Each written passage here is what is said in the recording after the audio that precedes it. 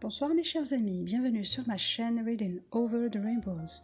J'espère que tout le monde va bien et que vous êtes tous en bonne santé. Aujourd'hui, je vais vous présenter mon 11e focus concernant les meilleures romancières dans la romance, qu'elle soit historique ou bien contemporaine, et on va parler plus spécialement d'Amanda Quick. De son vrai nom, Jane Ann Krantz, elle publie sous le pseudonyme d'Amanda Quick ses romances historiques et sous le nom de Jane Castle ses romans futuristes, mais elle signe toujours de son vrai nom ses romans contemporains. Alors, Jane Ann Krantz, alias Amanda Quick, vit aux États-Unis à Seattle. C'est une ancienne bibliothécaire qui a réussi à écrire sa première romance à l'âge de 25 ans. Cette première romance a eu beaucoup de succès, c'est La séductrice inattendue, en anglais Seduction, qui est sortie en 1990. Elle a toujours détesté l'attitude dédaigneuse qu'on affiche vis-à-vis de la romance et elle a toujours tout fait pour la mettre en avant, pour la défendre aussi, et elle a en plus aidé plein de nouvelles romancières à se faire connaître. Amanda Quick a toujours fait remarquer que le marché de la romance a explosé dans les années 70 et 80, pour la simple raison que ces romances mettent en avant un optimisme qui concerne l'amour dans une période qui a vu beaucoup de bouleversements sociaux comme le divorce, le féminisme et la liberté sexuelle. Et le succès est dû à des histoires très morales qui mettent en avant les avantages de la monogamie, de la vie de famille et de la fidélité aussi en amour. C'est ce qui a le plus attiré le lecteur. Cette grande romancière est connue pour être une femme authentique, d'un abord facile, très généreuse et c'est quelqu'un aussi qui sait se réjouir du succès d'autrui. Elle dit aussi qu'elle écrit de la romance parce que c'est le genre qui donne le plus d'optimisme et c'est aussi un genre qui donne de l'espoir à tous ses lecteurs en général.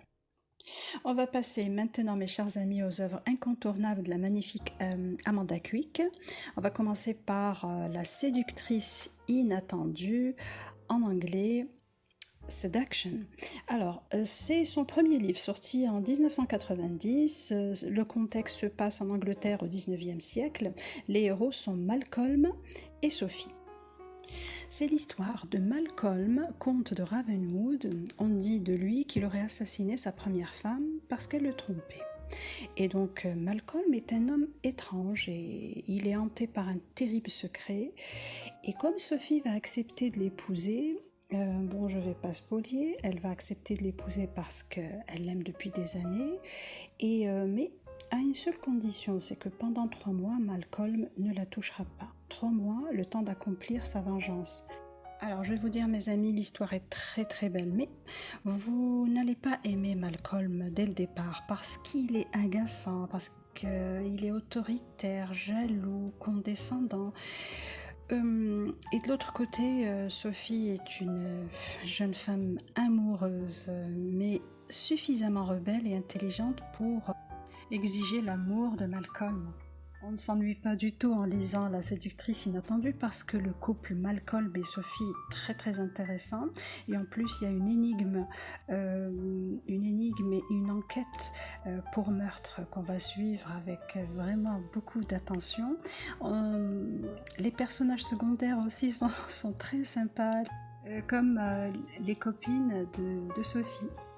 Maintenant, je vais donner mon avis sur La séductrice inattendue. Ce n'est pas le meilleur d'Amanda Quick, mais je lui donnerai quand même un 4 sur 5 et non pas un 5 sur 5, seulement parce que la fin est un peu spéciale. Je vous laisse le lire, mais l'histoire est très très belle. On passe maintenant à la crème de la crème d'Amanda Quick avec La nuit des amants, en anglais Surrender, sorti en 90. Les héros sont Lucas et Victoria.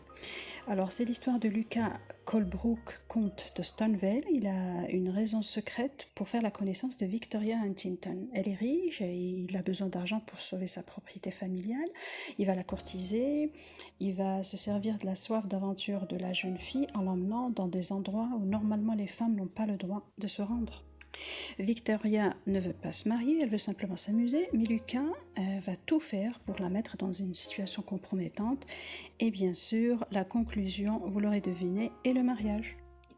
Le matin de leur mariage, Victoria est furieuse et blessée parce qu'elle va découvrir que Lucas semble l'avoir piégée dans un mariage dénué de sentiments. Et lorsqu'elle le retrouve quelques minutes plus tard, Lucas comprend qu'il est dans de sales draps. Vous allez adorer votre lecture, c'est une héroïne très attachante, très dynamique, et un héros qui est, au début va être vraiment dépassé par tout ce qui va se passer, mais après au fur et à mesure on va voir cet attachement entre eux qui est splendide. Donc je vous conseille de lire La Nuit des Amants d'Amanda Quick, c'est parmi mes préférés et je lui donne un 5 sur 5. On passe maintenant à Parfum de Scandale, sorti en 91. C'est le style Régence, les héros sont Simon et Émilie. Simon, le comte de Blade, va vouloir détruire les Farringdon, ceux qui ont ruiné son père et récupéré son domaine. Voilà 23 ans qu'il attend de passer à l'action, et depuis des mois, Simon tisse sa toile autour d'Emily Farringdon, l'héritière du clan détesté.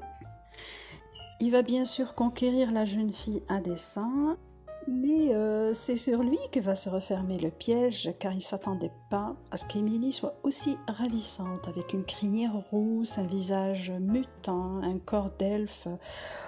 Bon, l'histoire est magnifique. Vous allez beaucoup aimer votre lecture parce que notre héroïne est d'une fraîcheur, d'une innocence, avec une joie de vivre extraordinaire. Moi, je trouve que c'est la spécialité d'Amanda Quick. C'est tout le contraire de Lisa Kleypas. Elle travaille plus ses héros féminins en lui donnant toujours un cachet de fraîcheur, d'intelligence et de joie de vivre. Ces héros masculins sont la plupart du temps froids, distants, difficiles, mais vous allez vraiment aimer votre lecture parce on va vraiment rire et les personnages principaux sont très très très attachants. Il y a beaucoup de douceur, beaucoup de tendresse, il y a de la passion et donc je vous conseille de lire Parfum de Scandale et je lui donne un 5 sur 5. Je passe maintenant à Rendez-vous manqué que je vous ai présenté la dernière fois dans le jardin du Luxembourg, donc je ne vais pas rentrer dans les détails. C'est une histoire du genre Régence, les héros sont Harry et Augusta. C'est une très très belle histoire que j'ai lue dernièrement. C'est une histoire drôle, simple, touchante et avec une héroïne très généreuse qui se retrouve toujours dans des histoires rocambolesques, des situations inextricables et tout le temps. Mais c'est très amusant. Mais notre héros, un peu macho, un peu snob, un peu renfermé, c'est toujours le cas des héros de notre très chère Amanda Quick.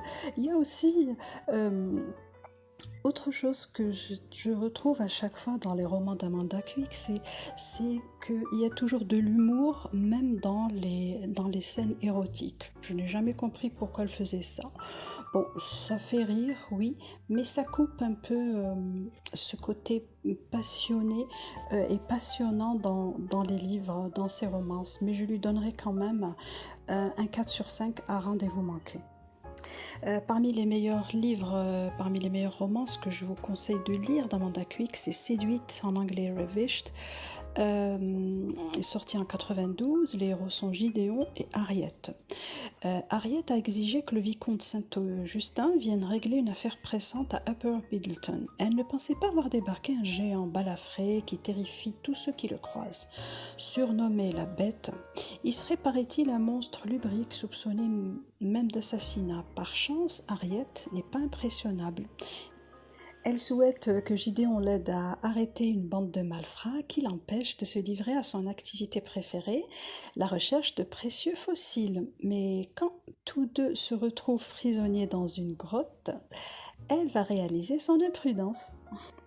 Superbe, excellente romance, géniale. Je vous conseille vraiment de lire Séduite parce que je trouve que c'est peut-être la meilleure romance de cette romancière parce que l'histoire est drôle, remplie d'émotions. Notre héroïne est adorable.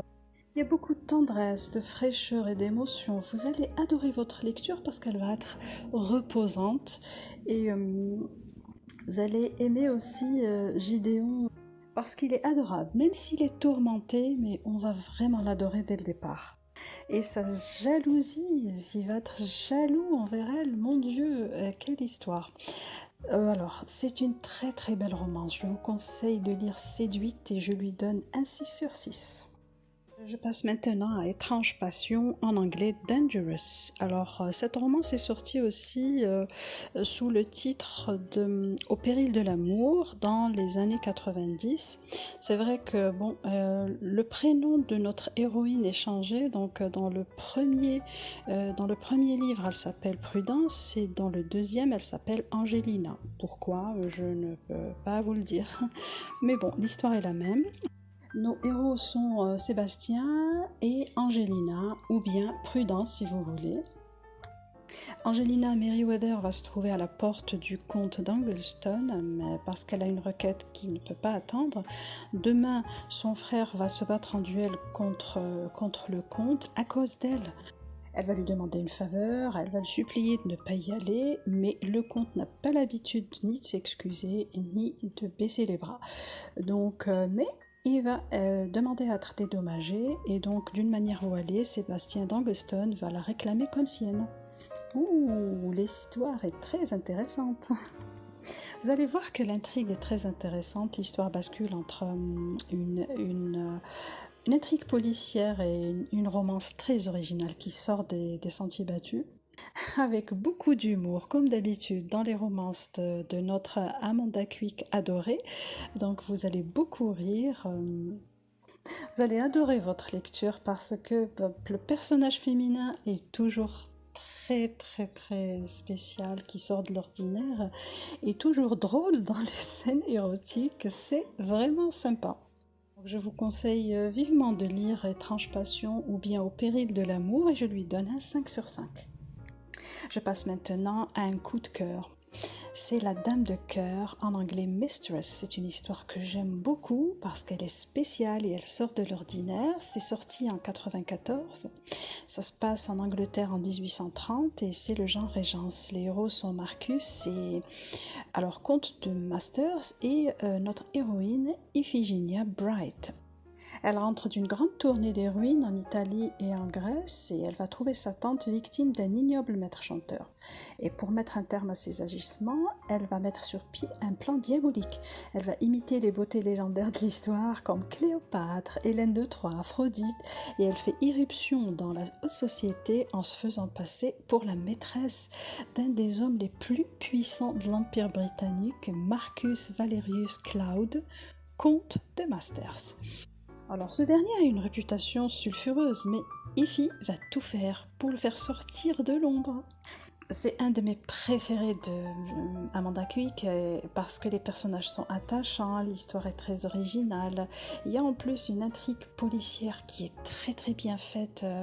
Je vous conseille vraiment vraiment de lire La Dame de cœur parce que c'est une histoire d'amour au cœur d'une tempête policière. J'ai trouvé cela remarquable et donc je vous conseille vraiment de lire La Dame de cœur. Je lui donne un 5 sur 5. On passe maintenant à un autre must d'Amanda Quick, c'est Fiançailles pour rire, en anglais mystique. Ça se passe au Moyen-Âge. C'est rare qu'on trouve des romances relatées à ce moment-là, mais c'est très bien. Moi, je trouve que c'est bien, ça nous change. Les héros sont Richard et Alice. Ça se passe dans la grande salle à manger du manoir de Lingwood. Les hommes font ripaille et chaque plat est délicieux. Alice y a veillé avec une attention particulière. Et parce que ce soir il va y avoir une personnalité de marque, c'est le seigneur de Sarcliffe, surnommé Richard le Redoutable. Et Alice va se servir de lui pour échapper à l'odieuse tutelle de son oncle. Il a une réputation terrifiante. Tout vêtu de noir, on a l'impression que c'est le diable en personne. Et soudain, elle va se sentir prisonnière du regard qui s'est posé sur elle. Il émane de cet homme une séduction irrésistible. Elle va se poser la question, est-ce que c'est faisable ou pas? Alors, Fiançailles pour rire est une très belle romance, une très belle histoire avec des personnages très attachants. Et Alice, notre héroïne, est vraiment fière, courageuse, féminine et elle va savoir tirer son épingle du jeu en toutes circonstances. Et le héros est à tomber cette fois-ci parce que c'est un vrai amour, il est fort mais il va être compréhensif au fur et à mesure de notre histoire. Et on sent aussi que Amanda Quick s'est bien documentée pour pouvoir retracer fidèlement la vie du Moyen-Âge.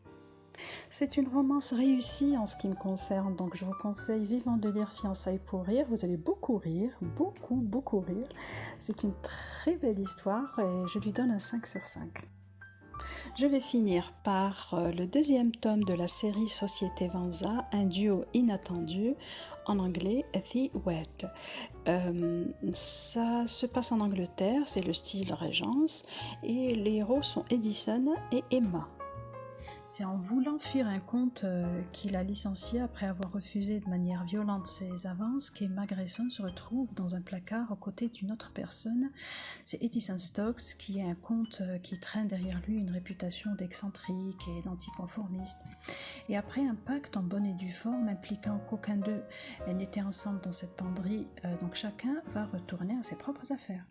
Et lorsqu'un meurtre dans la chambre d'Emma va être commis, donc Edison va décider de la protéger en faisant croire à tous qu'au moment du meurtre, elle était présente avec lui dans sa chambre et que sa demande en mariage lui a été favorable. À partir de cet instant, Emma deviendra la fiancée fictive d'Edison.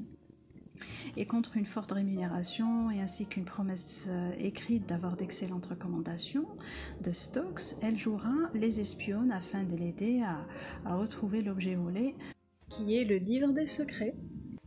Alors je vais vous dire, l'écriture est fluide, il y a beaucoup d'humour, beaucoup d'histoires abracadabrantes si vous voulez, mais ce qui m'a dérangé le plus, ce qui me dérange le plus dans les livres d'Amanda Quick, c'est le manque de passion dévorante. Oui, on va assister à une attirance qui va crescendo, c'est vrai, mais on sent pas la passion, l'extraordinaire passion qu'on peut vivre dans certaines romances aventure et passion qui sont magnifiques. Je vais pas citer toutes les romancières qui le font, mais avec Amanda Quick, dans certains de ses livres, elle va mettre bien sûr l'accent sur ses enquêtes, et sur le côté policier qui est prédominant. Mais là donc je vais mettre quand même un 4 sur 5 à un duo inattendu parce que j'aime beaucoup l'écriture de cette romancière. Voilà mes chers amis, je viens de faire le tour des romances que je préfère d'Amanda Quick. Je n'ai pas parlé de ces romances qui n'ont pas été traduites et elles sont nombreuses parce que je sais qu'il y a plein de personnes qui ne lisent pas en anglais dans mes abonnés. Alors dites-moi quels sont les livres que vous préférez de cette romancière. Est-ce que vous aimez son style? Dites-moi tout, j'attends plein de commentaires. Voilà. On arrive à la fin de ce 11e focus sur Amanda Quick. J'espère que ça vous a plu. Alors vous mettez un pouce et puis abonnez-vous et je vous dis au revoir et bonne lecture.